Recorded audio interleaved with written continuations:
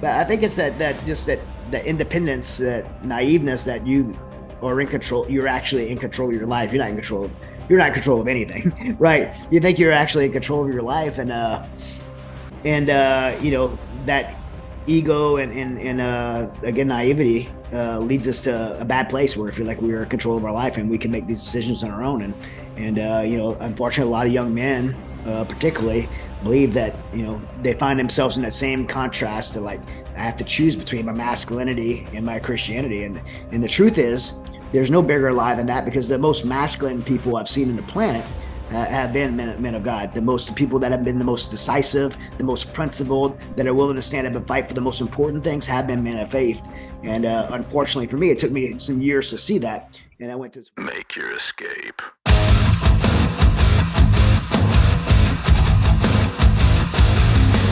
Welcome to Last in Line podcast, where we are highlighting, showcasing, and spotlighting great leaders of faith who have overcome adversity, cultivated resilience, and served others in a significant capacity.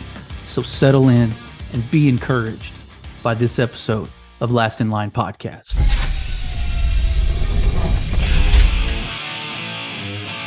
Well, I want to welcome our distinguished guest today, Mr. Chad Robichaux, who is the founder and president of Mighty Oaks Foundation. Chad is former Force Recon Marine and Department of Defense contractor. He's had 8 deployments to Afghanistan as part of the Joint Special Operations Command, or as you all know, JSOC Task Force. And he had to overcome a lot of battles growing up, I guess. And then once he was an adult, when he got out of military, PTS was knocking on his front door, and he had to find ways to battle that. But he contemplated suicide, and by the grace of God and his wife's obedience to the Holy Spirit's leading, she intervened unknowingly what was happening, but thank God she did answer the call of the Holy Spirit that day, and you'll hear about that. But Chad founded Mighty Oaks Foundation, which is a leading nonprofit who they serve active duty military veteran and first responder communities around the world with a faith-based combat trauma and resilience program. He has spoken to over 450,000 active duty troops, several thousand life-saving programs for active military and veterans at their Mighty Oaks ranches. They do programs regularly. He has been involved and advised former President Trump, his administration, Congress, the VA. He has been appointed to serve as the chairman of the White House Veterans Coalition. He also co-founded Save Our Allies, which has to date probably more than this number, but 17,000 people that were trapped in Afghanistan he has helped evacuate, he and his team. And there's just too many things good to talk about with Chad Robichaux, and a lot of you know who he is. His book we talk about, not the latest book that's coming out in about a week, but his first one of his first books, Unfair Advantage. That book is amazing. I just finished it a couple weeks ago. But we talk about that. We talk about his PTSD. We talk about his childhood. We talk about bouts of alcoholism, and then of course the suicide thoughts he had, and actual plans to go forward with that. Thank God he didn't. But Chad Robichaux is a great man. He's a best-selling author. He is doing some amazing things, and not to mention he's a mixed martial arts champion, black belt in Brazilian Jiu-Jitsu. And so the guy is a lethal weapon, and we have had the privilege of having him here. And thank God Chad is one of our allies, and I have no problem being on his team and having him in my corner. So with that, please help me welcome Chad Robichaux to Last in Line podcast. Chad Robichaux, welcome to Last in Line podcast. Good to have you today. Thanks, man. Thanks for having me on. Yeah, man. Well, it's pretty cool that we sort of kick it around in the same neck of the woods. We live in Montgomery County, and didn't realize that we were that close together geographically. But you're probably out and about traveling the world more than you're at home. So it's good to have you on the podcast. And we're last in lines about servant leadership, and it's about right out of the Bible, Mark 9:35, where it talks about he who wants to be first will be last of all, servant of all. And having good servant leaders that are actually being about it, not just talking about it like yourself. It's an honor to have you be a part of this conversation with us. And for our listeners, they're going to be really blessed today. So I'm excited to have you. Just like I said off camera, I just finished your Unfair Advantage book, which I know was a couple years ago. And you've just recently released one called Saving Aziz, which is a good friend of yours that you met and you've known for a long time in Afghanistan, right? And you, amongst other people, have created a group. You and Tim Kennedy and some others have created the Saving Our Allies group most recently, right? In addition to the Mighty Oaks Foundation, which I do want to talk about later. But talk about your most recent projects that you're a part of and some of the passion behind them, and I guess what fires you up most about those. Well, I mean, the book Saving Aziz it's I don't know when this drops, but the podcast goes, but it's January 17th is released. So it's up for pre-sale now. But the book really covers why we did the Afghanistan evacs. I mean, it started with Aziz. Aziz was my interpreter for 8 deployments. I was part of a JSOC task force, Joint Special Operations Command task force. And the nature of my job was a little unique to what most people might look at conventional special operations. I was an AFO. Advanced force operator who did all the clandestine logistics to build the clandestine infrastructure to put assaulters on target to capture or kill bad guys. So my job was really working by myself in a singleton capacity. And Aziz was my, not just interpreter, and to be my teammate. And we were together, the two of us, running around the mountains of Afghanistan and Pakistan and building our team's network to be able to be on, put them on target. And so because of that nature of deploying 8 times the disease that way, we became very close. And, he saved my life multiple times. When I say saved my life, like 3 times tangibly, but probably every day, don't walk there, don't eat that, don't talk to that person. If you talk right now, they're going to kill us. Like, he's an amazing human being.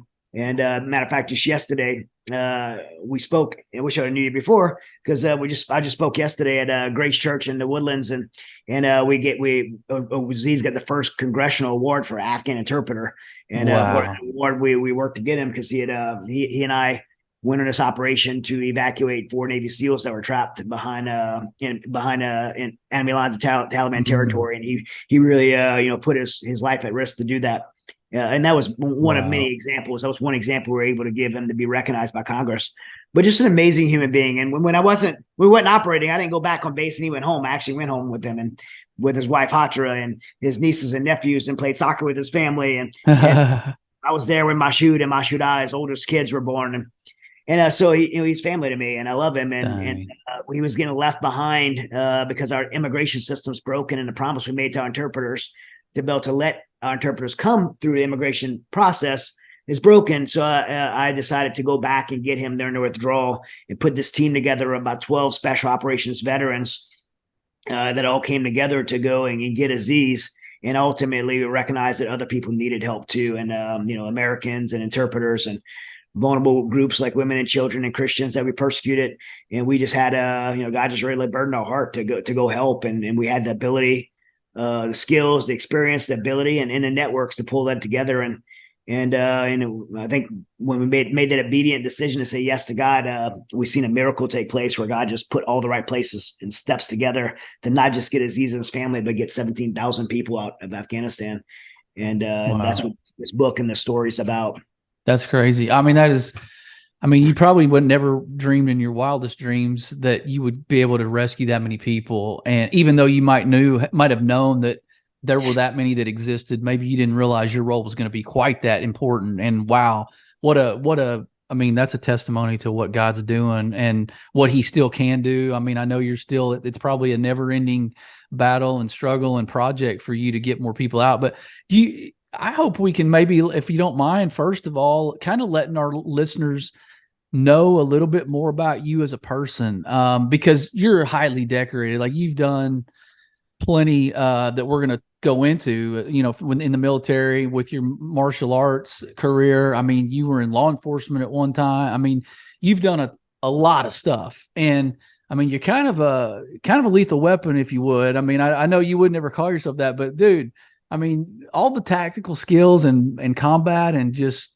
wrestling, grappling, those kinds of, brother, you're on my team, just so you know, whether you like it or not. If crap ever hits fan, I'm calling Chad Robichaux, and he's on my team. So the apocalypse comes, man, and count me in. You're the man. I'm standing right beside you. Man, talk about your childhood, because I know you haven't always been on fire Christian, maybe, and maybe you haven't always lived the Christian life, even though maybe you were kind of like me, where we knew there was a God and we believed in Jesus growing up. Well, we just didn't live that way. Like, talk about how your dad was a Marine. I mean, you come from a long line of military veterans. Talk about how this all transpired as a kid, and what your life was like growing up, how you got into sort of this, you had this fighter sort of in your DNA, which I think in your book you say we all have that in us, that capability in us. So talk about some of that. Well, I mean, my family is like 84 years of military service in our family, all the way back World War II, Korea, Vietnam.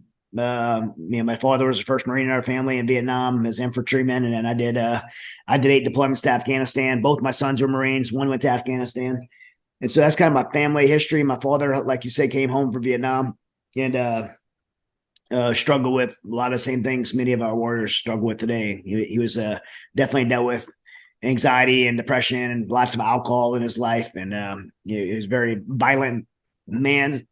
So there's a lot of physical abuse in my home growing up, and very, very dysfunctional home. And when I was 14 and my brother was 15, my brother was shot and killed. So we faced really hardship in my family at an early age. And what I had left of a family at the time really dissipated and left me to be living on my own with my older sister, who was like 20 at the time. So the two of us were living together, and joined the Marine Corps at 17 years old without even a high school diploma. And so that was kind of my transition to adult life. And I had always had this dream of being a reconnaissance Marine. And so early on in my first year in the Marine Corps, I tried out and got selected to be a recon Marine, and lots of great jobs in the military, but probably none more fitting for me than be a recon Marine. I went from there to going to Force Recon, and then eventually after 9/11, I had been almost 10 years at that time, and had a tremendous amount of experience and tried out for that JSOC task force and got accepted on JSOC task force, and had the privilege to work with some of the premier tier 1 special operations unit and serve there with the most amazing human beings. So, my childhood, I think really gave me an opportunity. Although I look at it, as hardship, I wouldn't want anyone to have the childhood I had. It gave me an opportunity to want something more, to want something better for myself, for my future family. And at the young age of 17, when I got the chance to stand in those yellow footprints at Marine Corps boot camp and raise my hand, I made a oath and commitment not just to serve, but to embrace that chance that I was given, for my own life, to pave my own path. And I get a chance to speak. I've spoken to like 450,000 troops in the last 12 years. And one of the places I get to speak most is Marine Corps boot camp. And I always say that when I get down to Marine Corps boot camp, and I've been speaking there for 8 years now to these recruits, and I stand in front of them and remind them, like, you come and stand in those yellow footprints and you have the opportunity to get there. It doesn't matter where you came from. If you grew up in a good childhood or a bad childhood, if you're Black, white, Asian, Hispanic, none of that matters. It doesn't matter if your daddy was rich or poor, if you lived in a trailer park or the projects or a mansion. Like, when you go there to Marine Corps boot camp, you get a chance to pave your own trajectory in life, and the successes and failures of your time, even at a place like boot camp, really change that butterfly effect, right? Change the trajectory of your life. And I think at a young age of 17, I recognize that.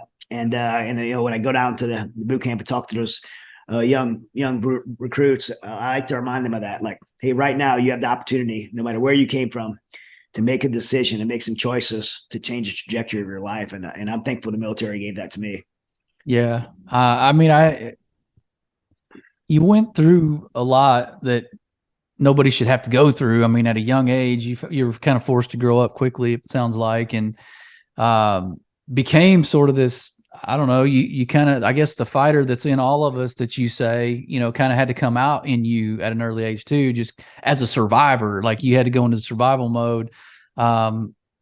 Did you, I guess going into the military, you knew basically what, you wanted to kind of follow in your father's footsteps. You kind of, the Marines was the best fit, you said. Where was your faith? And I want to take this as sort of a faith journey, like in pockets of your journey. Like, where was your faith? Give us on a scale of 1 to 10. If 10 is like the most on fire, serving Christ as you can be, like, where were you when you went into the military, and how that maybe evolved or devolved along the way? Can you talk about some of that? Yeah, I mean, I grew up in Southern Louisiana, where it was like, pretty cultural Catholic. I mean, everybody's, you kind of by default, who your family was and who the culture is. Everybody goes to church on Sunday, but I never really understood a relationship with God or what it meant. When my brother died, this amazing family that kind of wrapped their arms around me, the Hemo family in Louisiana, and I'm still friends with them all today. But, they were going to this like Assembly of God church, and I went down to this church with them. And I remember I was like 14 years old, and this pastor felt like he was talking directly to me. And I went up to the altar, and I felt like authentically I like surrendered my life to Jesus. But beyond that decision, there was no, I didn't live there. I didn't go to church with them regularly. So there's no discipleship, no follow-up. So by the time, I was 17 years old and going to the Marine Corps, I remember putting the word no preference on my dog tags for religious choice, because I just didn't know. And then eventually I think I made a decision to put the word Christian on my dog tag, because you have to pick something. And no preference didn't feel right. But I didn't really understand that, man. I knew when I got married, I got married at, me and Kathy were 17 and 18 when we met. We were 18 and 19 when we got married. And I felt like because of the way I grew up, I felt like it would be right to put my family in a church. So we started going to a church. Hunter was born. My oldest son was born that following year. And so it felt right thing to do to put our family in a church. And we would go start on a Calvary Chapel, but I never really engaged all those years of raising my family in church. I would go on Sundays, check the block. It was good, something good for my family. It would give a good moral structure, but I had no personal relationship with Jesus. And in fact, I was probably a very big skeptic to faith and what I actually believed. And so, times in life that test what you say you believe in. And for me, it was going to Afghanistan the first time. And I felt like, I get to Afghanistan on my first deployment. I'm going to, be in this, special operations, this crazy special operations mission that I was privileged to be part of. And, you really have to decide what you believe in that moment. And I got to Afghanistan. I remember landing at Bagram Air Force Base in the middle of the night. I didn't fly with my unit. I flew to meet my unit there. So I'm standing outside of the base, standing on the edge of the base at the perimeter of these HESCO barriers and this concertina wire. I remember thinking out in the middle of the night, I'm thinking, man, on the other side of this HESCO barrier, this wire is the Taliban. Like, this is actually real. I'm really, after 10 years of being in the military, like, it's one of those moments where you like wait for something to build up and then it really arrives. And you're like, wow, this is actually really happening. And on the other side of these barriers is like the Taliban, the enemy. And over the next few months, I'm going to try to kill them and they're going to try to kill me. That's like what's really about to happen. And, you ask yourself, like, am I ready to do this? And the military have these 4 pillars of resiliency: mind, body, spirit, social. So mentally, I was motivated. I knew my job well. Physically, I was in the best shape of my life. Socially, I was with the best team I could be with. But that spiritual pillar, that spiritual foundation, like I said, moments like that bring you to challenge what you believe in. And I wish I could say that moment brought me to challenge to say I need to lean on God in this moment, because it's scary. I'm going to do difficult things. But I thought, you know what? Right now, there's no room in my life to be this like person of faith, this like weak person that I need to be a warrior. That was my mentality. I need to be a warrior, and being this person of faith and being a warrior, those two can't coexist. So I could do that when I get older.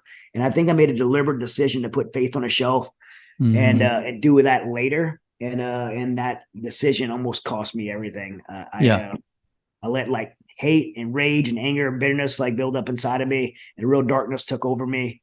And and it put me in a dark place. And over the years, it brought in anxiety. I had these physiological symptoms take over me, like start off with my arms going numb, my face going numb, my throat was swelling shut and I couldn't breathe. These are panic attacks.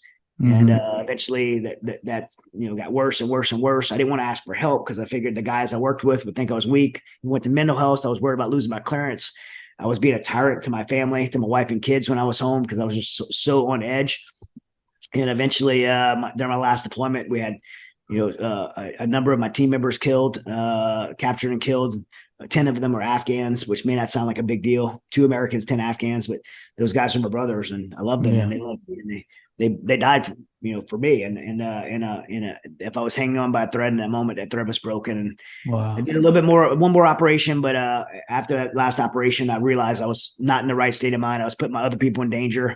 I spoke up. I said something. I was brought home and diagnosed with PTSD, and that was the Yeah. end of my time, and it was Yeah. a very bad place at the time. Well, I appreciate you sharing some of that. And I know that it seems like recently we dropped the D of the PTSD. And so I don't know if that's an intentional decision because it's a thing. And I don't know if disorder just kind of puts this connotation around it that's uncomfortable for those that are dealing with it. But PTS, if that's what I've heard multiple military start terminology, the terms now is the PTS. And I think there is a huge population. I mean, I know there is, but I got to ask you a question going back to what you said. So you went into the military and you put your faith on a shelf because let's face it, weren't you trained to sort of be self-sufficient? I mean, they're training you guys. Like, this is manhood defined for you guys. Basically, if you're going to define manhood, it is the military's making me a man. I'm trained. I'm physically capable. I'm mentally capable. I'm ready for the job.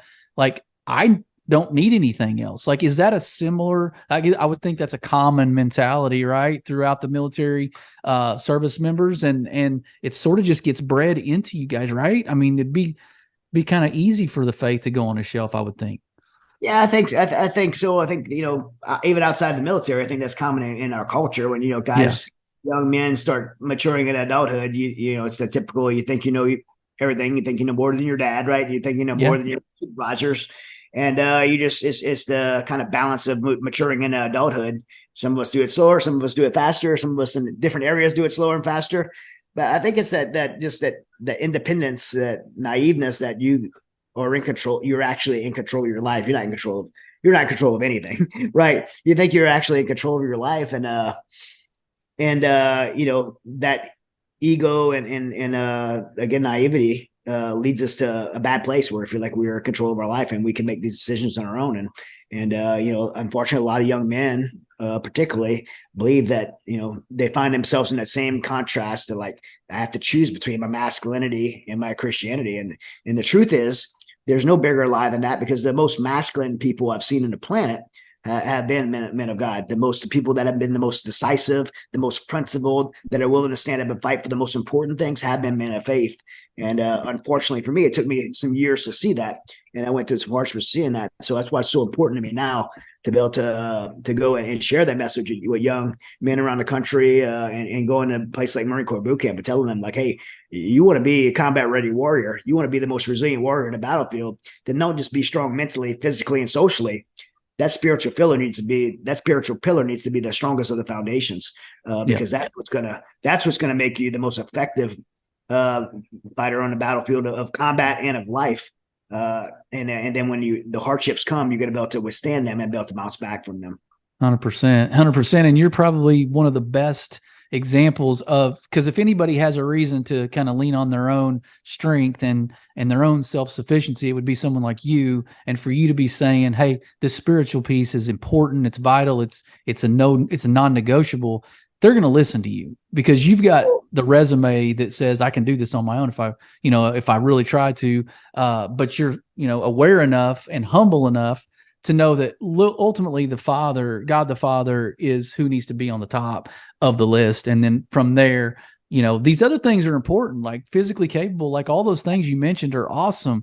But give us an idea being far removed now from your active duty, like looking back from a 20,000 foot view at yourself, how would you define masculinity or manhood? I guess now you've got 2 sons, and I know in your book, Unfair Advantage, name of the book, I know in there you mentioned producing more than you consume has a lot to do with manhood. But how did you talk to your kids about manhood and what that really meant as they were coming up? Well, I have 2 sons, I have a daughter. two granddaughters and one on the way. So like, all those things are super important to me right now. The legacy I leave behind and the path, the trajectory I propel my family on is super important to me. And the defining of manhood, to me, is like one of the cornerstones of that. Because whether even my daughters, right, her manhood's important to her and my granddaughters, because they're going to be in relationships with men, and they need to be able to look to men to lead them. And I don't think, by the way, I don't think that's contradictory to anything socially that people believe, that men are designed to lead, and men should lead. I mean, ultimately, leadership is responsibility, taking responsibility for things, and I believe men, the buck stops and the responsibility falls on the shoulders of men. I believe that manhood is defined by you said it earlier, by being producers and not consumers of life in life. So producing and not just consuming, not just taking, not just being takers, but actually being givers in life. I believe one of the defining moments in manhood is when young men realize that life is not about them. And so it doesn't matter, I think a lot of people would look at my background and see like where I was when I was on a JSOC task force. I was a professional, undefeated professional MMA fighter. I'm a Force Recon Marine assigned to the Tier 1 JSOC unit, the premier special operations unit in Afghanistan. This mission, I'm like on resume, like super masculine. But honestly, looking back at myself now, I think I was everything but a man as God would design a man to be, because everything I did at that time in my life was about me. Like my career, the next achievement, it was always about me achieving the next thing. It was about the next thing for me. It wasn't about service. Now, I've always had a servant's heart. I've always wanted to serve my country. I've been a patriotic guy. But the decisions I made in pursuit of that service was always geared towards what was best for me. And so that is the opposite of being a man. And I say that, kind of stings to say that about myself, but it's just the truth. The transition to manhood for me was when I stopped looking at the world in terms of myself and started looking at the world in terms of other people. So now. Hey, before we get back to the conversation here with our guest, I want to thank one of our sponsors, a new partner, Uncommon, which is a ministry that is equipping and empowering great men to become the husbands, the fathers, and leaders they were called to be. Go to uncommon.org. That's UNCOMMEN.org. Check out their content. Go to YouVersion, download their devotionals. Great team, great people, great men, and they're out there for you. They're out there with great content, and they're out there to encourage us to be the men we were called to be. So I want to thank TJ and his team at Uncommon. So now let's get back to the conversation with our great guest here at Last in Line Podcast. When I really look at my life now, and every decision I make now, I only have so much bandwidth capacity. I'm 47 years old. I have so many years left. I'm not saying that like I'm dying tomorrow, but truthfully, I have, if I live to 80 years old, then I have 33 years left. That's not a lot of time. And of those vulnerable years, I probably have, 20 good years of making a major impact in my life. And so that time's limited. I'm very busy. I have 365 days in my year. A lot of that needs to be spent with my family and my wife and my children and grandchildren. And so what's the most impact that I can make? And so as I look at my life, I say, what's the most impact I can make for myself? I already have achieved the things I wanted to achieve.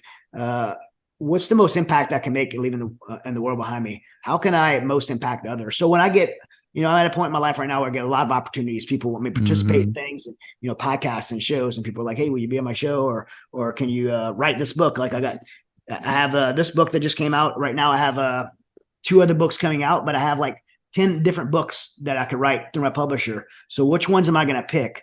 Which trips am I going to do? Am I going to Ukraine? Am I going to Afghanistan?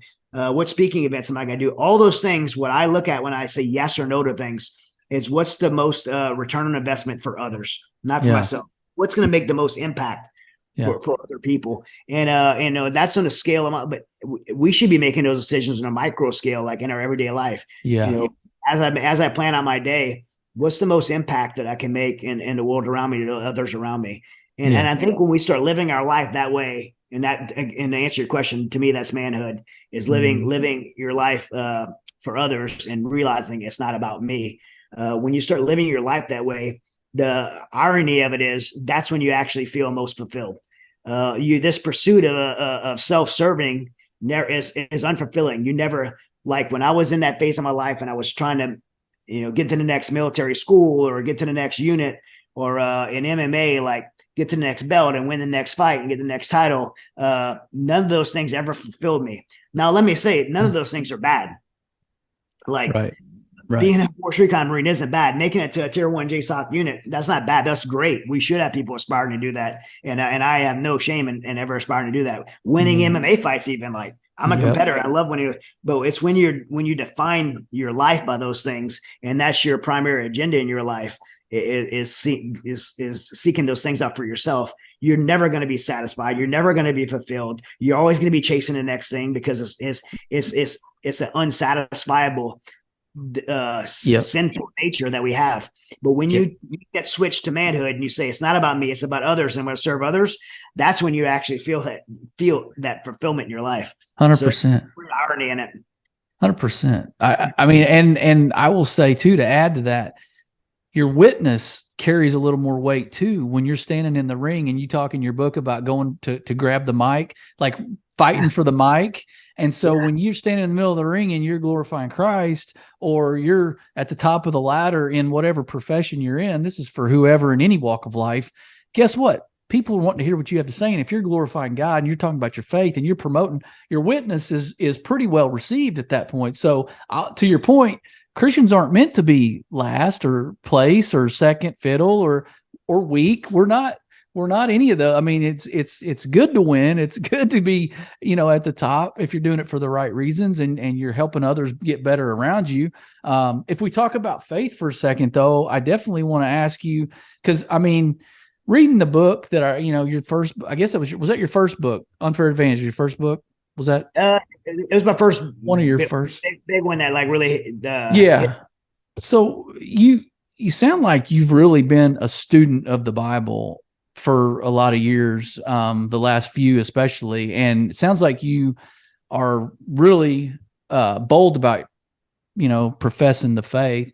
I'm interested to know, is there a character in the Bible, a person, because we're talking about guys that have done a lot of bad stuff in the Bible. God uses anybody. I mean, sometimes we all think, well, I've done this and so I can't be used. God kind of doesn't care about me anymore because I've done this, and that.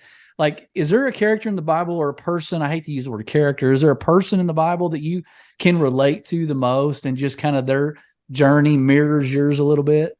Yeah. I mean, there's so many people I relate to in the Bible. I was just talking about, I spoke yesterday and that message I did. I talked about Gideon because Gideon was like, God calls him like he's the least qualified person to go to save Israel from the Midianites. And, he says, I'm the weakest in my tribe and I'm from the weakest family. And God calls him and he's able to put 35,000 people together to fight 135,000 people. And God ultimately whittles it down to 300 people. 300, amazing victory over the Midianites. He's the least suspecting person. And that's kind of, I feel like with the Afghanistan evacs is, we were like the veteran crew, 12 of us, and did this impossible thing that only God could get credit for. And that's why he does that. But if I had to pick a person in the Bible that I personally relate to most, it's the Apostle Paul, because, the Apostle Paul did so many amazing things. And yet if anyone could have disqualified themselves for their past and said, man, I'm not qualified to do this amazing work God's burdening me to do because of my past, he was the one he's the one person in history that could have done that. Right. And so we can look at Paul and we say, we hear this voice that of God that calls us and urges us to do things, that burdens our heart to do important things in this world. But then we hear this other voice in our head that says, you're not qualified, you're not worthy, like you're not competent, you don't have the experience to do that. And we have these insecurities that come in that keep us from doing the very things that God created us to do and God's urging us to do. And so there's this paradox of voices we hear in our heads. And Paul had to have that same voice, because Paul, when he was Saul, he persecuted Christians. He hunted Christians down, murdered. He killed Christians, right? And now God's asking him to be the main, profession of the Christian faith.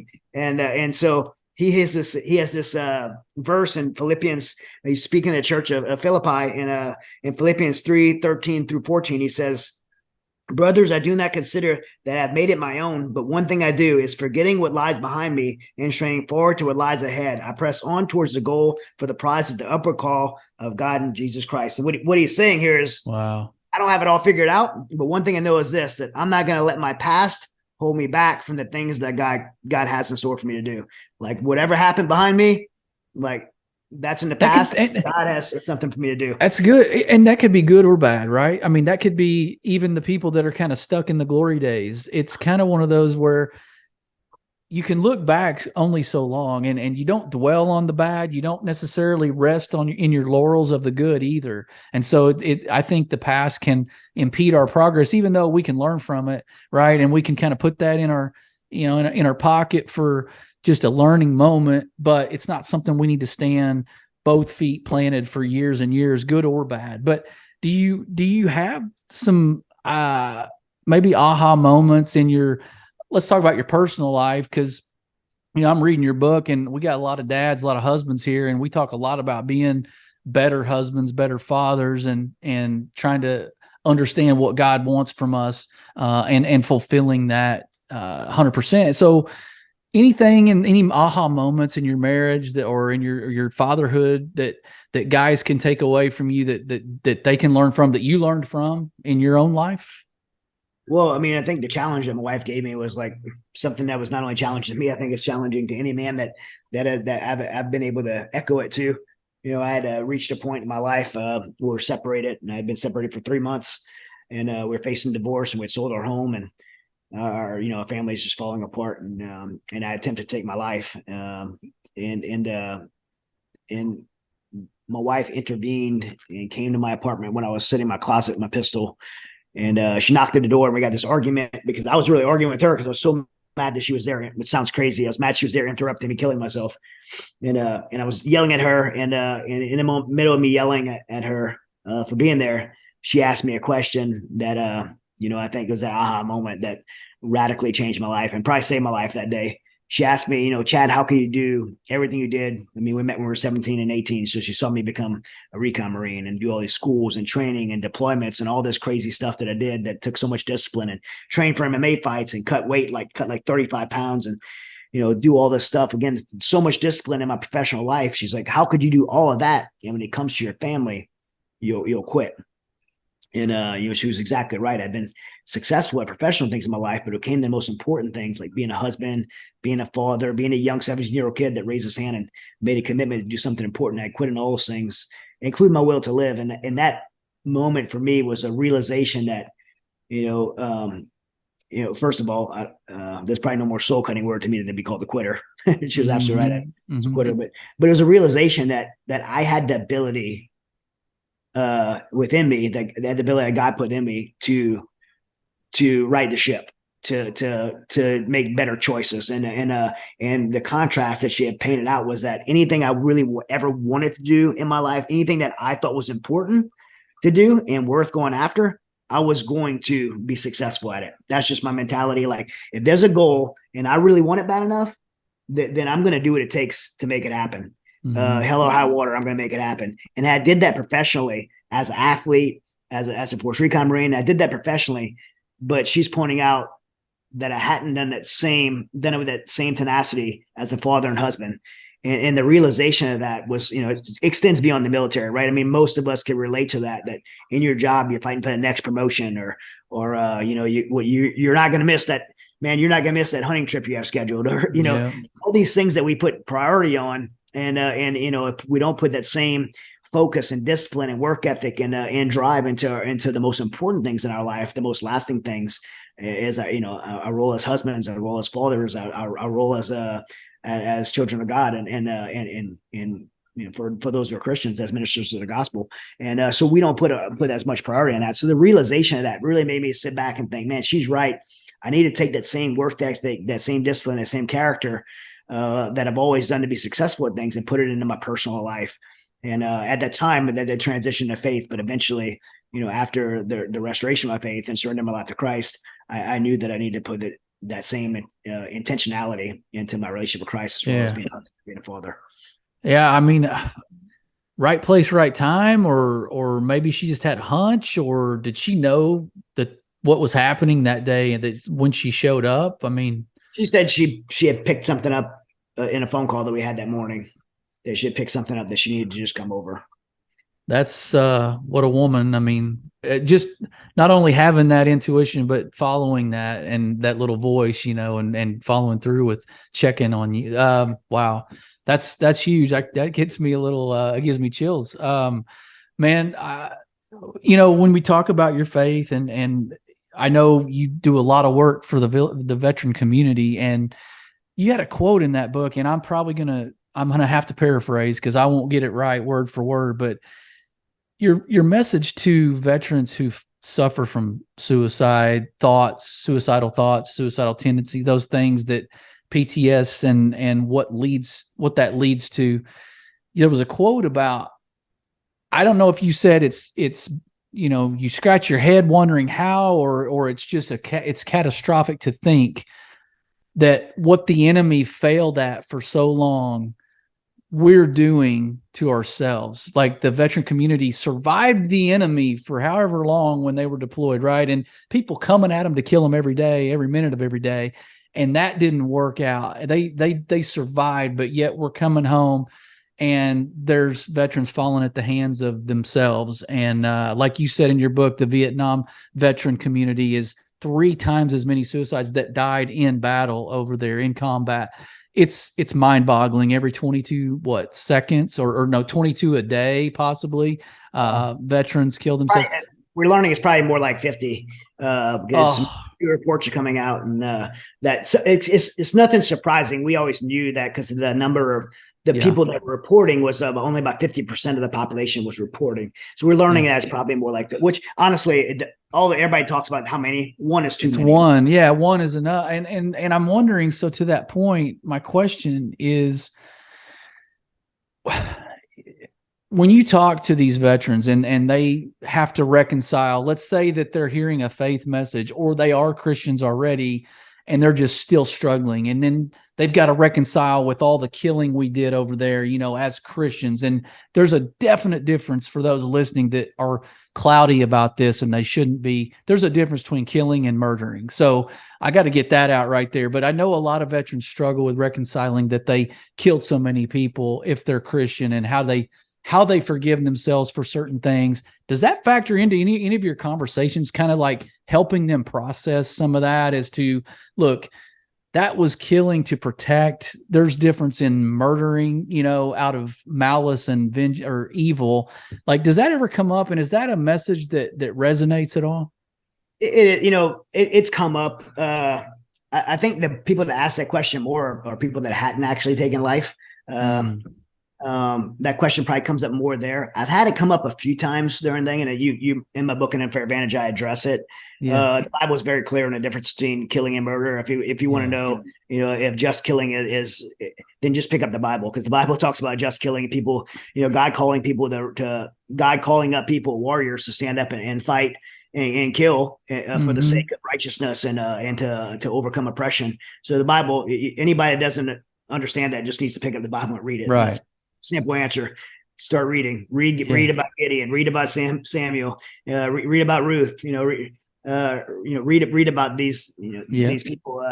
The Bible's full of those stories. So I think what people really deal with is in the military transition more than anything else is the loss of the shame and loss of friends when they feel like that person should have survived and I shouldn't have. The survivor's guilt, the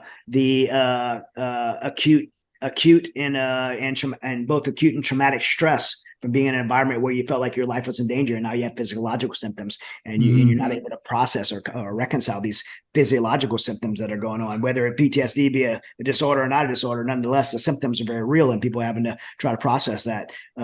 Just the unexplainable depression and anxiety, and having to live with that. A lack of purpose. You were in the military, you had so much purpose, right? You had a clear mission and people in charge of you, and you're in charge of all this equipment, and and objectives and personnel. And now you're at home and you can't even function in a work environment like working at Home Depot, and you feel like you don't have any purpose anymore. Like purpose, the loss of purpose in people's lives, are all those reasons reasons that lead people to depression, anxiety, and ultimately to suicide, and however many a day it is, to these low points. And so when I went through this myself and came on the other side of it, and God really restored my heart and my soul, and taught me how to deal with these things. And by the way, dealing with these things, I think, is realizing that you are in control of the choices you make in response to those things, right? You can't control what happened to you. You can't change the past, but you control how you respond to those things. I didn't end up in that closet with my pistol in my hand because of what happened to me. I ended up in that closet with a pistol in my hand because of the choice I made in response to those things. We never lose control of the ability to choose. So, once you go into a relationship with Christ, it doesn't mean you're not going to have anxiety and depression anymore. What it means is that you're going to know how to respond to it better, because the Bible has lessons and directives on how to respond through the Christian life. And so because of that, if you're intentional about that, then you end up in a lot better place. And ultimately you're going to find restoration. And for me, going through that, I found restoration. I found hope. I found purpose again. And that purpose really manifested for me in a deep burden of my heart to share that message with other people. And so how do we deal with that? To answer your question, is we share the message of truth that the Bible has with veterans who are believers and non-believers, because whether you're a believer or non-believer, the truth is the truth. And we share that message of truth with them and say, hey, you were created to have purpose. Just because you don't wear a uniform anymore, that doesn't mean you don't have purpose. You have breath in your lungs. You have a purpose. And these things you can't find a solution to, this anxiety and depression that you can't seem to find a way out. The Bible has answers for those. Let's look at those and how they apply to your life. And since that decision to be obedient, to pay that forward in my life, I've been able to speak, I think I said it earlier, the 450,000 active duty troops in our resiliency program at Mighty Oaks Foundation. Our recovery program, we run 37 camps a year. We do about $5 million a year in programming. We bring guys with active duty military, veteran community, first responders, spouses. We pay for everything, by the way. So if anybody's listening and needs one of our programs, mightyoaksprograms.org, you go there, apply. We even pay for the travel. And we have these 6-day camps that are followed on by a lifelong aftercare. And then there's a discipleship process, a leadership training process to help other people know how to pay it forward. And we've been extremely successful. We had 4,500 graduates from that program, but we're doing about 1,000 per year now. We have 5 branches around the country that run these programs. Again, it's about $5 million a year in programming. That comes from the support of a grateful nation. So while it's free to them, it's not free to us. So if anybody wants to support, we're a 501c3 nonprofit. You could support there as well. And then we've also been extremely successful in public policy, bringing faith-based programs to public policy. And so I was the chairman of the White House's faith-based coalition under President Trump, and we got executive orders signed and some policy put in place to allow faith-based programs in the VA and DOD. And then our fourth thing that we do at Mighty Oaks is we take that same programs and same successes we had here and for our U.S. service members, and bring it to our allied friends around the world. And that's why, for example, I've been in Ukraine like 10 times since February, bringing our program to the frontline freedom fighters. Really? Wow. I didn't realize you had been that many times over there. There's so much going on with the Mighty Oaks, and to your point, what they struggle with too. And I think you might've mentioned it and I just missed it, but that brotherhood, because that the mission you mentioned, and then the brotherhood, those are the two things that are guarantees every day. Excuse me, that they're deployed.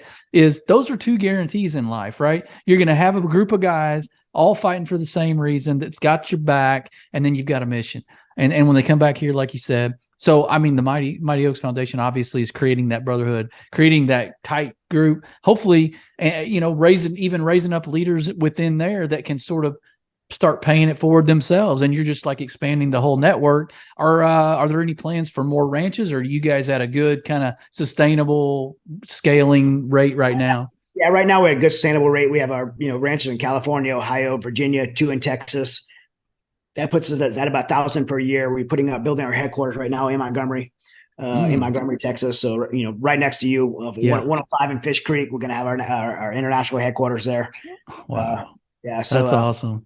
Yeah, so it won't be far from where you are. And I might have to send my resume. That's a worthwhile cause to get on board with. That's what I was going to ask. Is aside from before I let you go, I know you're going to have a killer studio, and we're going to have we'll have our schedule, but we're going to have some vacant space in our studio that people use. Hey, there we go.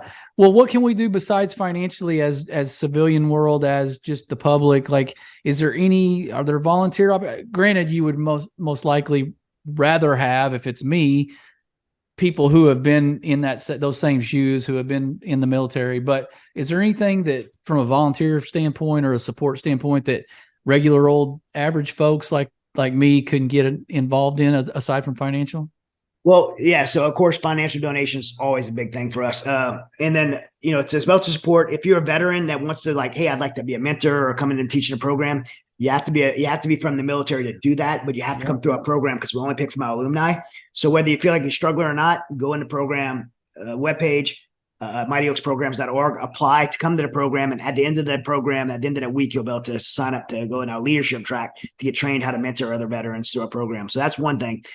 General volunteer opportunities. That's one of the reasons we're building our headquarters, is to have a place to have. We're going to have tons of tasks that anybody could probably participate in doing. We'll have all kind of projects going on all the time. We're gonna have a volunteer coordinator, and there'll be projects going on. And you look at the projects and work with the volunteer coordinator and be able to sign up to do different things. And that'll be, as soon as that headquarters is built here in Montgomery, that'll definitely be available. Another thing you could do is be an advocate for us. Share the word. Make sure write to us on our website and get flyers. Keep some flyers in your car. Because you never know when you run across a veteran or somebody struggling. In that moment, you could give them something that literally saved their life, saved their family, changed their eternity. So we'll mail you flyers out for free. So anybody listening that wants to keep a stack of flyers in their car or on their desk, I would definitely say to do that. One of the immediate things you can do right now is definitely go to Amazon or Barnes & Noble, any bookstore, and order Saving Aziz. And I also have a website for it, savingaziz.org. Because that's our big project right now. These books help us a lot. I mean, one, it's the story of Saving Aziz is so important for everyone to know. But these books help us a lot to get our platform out there and be able to expand our platform and reach and network. So being successful is super important to work. That's good. Yeah, I'm gonna have to get that one too, because like I told you off camera, for the audience too listening, like if you claim to not be a reader, I mean, I understand, because I don't always read as much as I should. I read Chad's book, Unfair Advantage. I got it for Christmas. I read it in like a day and a half. So I know this one's going to be just as good, and I won't be able to put it down. So I encourage you, even though don't say you're not a reader. That's not an excuse. But before I let you go, that's been my biggest compliment. And Unfair Advantage, I can't tell you how many Marines, and I'm not busting on my fellow Marines, but we're not known for being the best readers. But I can't tell you how many Marines have came to me and said, I never read a book in my life. I never finished a whole book in my life. And I finished an Unfair Advantage in like a day, 2 days, 3 days. That's a compliment. That's a big compliment, man. Well, okay. So as we talk about, and I'm gonna let you go with one quick, I'm gonna have you just give our listeners maybe one last couple minutes of just off your chest, kind of Chad Robichaux, life according to Chad type of, as it relates to the struggle that people may be going, maybe not veterans, maybe civilian world life. I don't know. It's going to get a whole lot easier. Like, there's going to be a struggle. Even if everything's going perfectly, you're going to eventually encounter opposition, challenge, struggle, a fight, if you will. Coming from one of the better fighters that I know, I consider knowing him now that I've met him. But one of the better fighters out there, Chad, tell the guys, the listeners, what is going to help them in 2023 just become a more resilient fighter when struggle comes knocking on their doorstep? Well, I think knowing truth is important, and the world is in a very difficult place right now. Everybody thinks everybody's generation thinks it's the worst. I actually think ours has been worse, if not for a long time. I mean, we had some tough times in our history, but right now the world's in a bad place. Regardless of where the world is, greater is He who is in us than he who's in the world, right? God, if you have a relationship with Christ, you have assurance that no matter how bad the world gets, we're not in a good place, because in the end we win. And I think it's very important to understand that when we go through difficult times, because it's easy to get down and dark in a dark place. I mean, you turn on the news, and even me, I turn on the news, man, the politics and stuff going on in Washington, D.C. and around the world, corruption, there's billions of dollars in Ukraine, and people are like beating up on me, like, why are you over in Ukraine helping? Like, Zelensky's corrupt. And I'm like, I don't care if he's corrupt. Joe Biden's corrupt. Like, our government politicians are corrupt. Surprise. Like, they're stealing billions of dollars, but I'm there for people. Like, so we can't get so cynical because the world's in such a dark place that we don't lose our humanity and help people. I'm there to help people. And so we have to keep our eyes on that. and then remember that ultimately God's in control. And I reached out when you started asking that question because my mind went to this my skydiving. This is my skydiving helmet. Oh, nice. But on the back of my helmet, I have this. I don't know if you've seen this before. Yep. So ups and downs. Yep. It says a G and then a greater than sign, Greater God is greater than the highs and lows.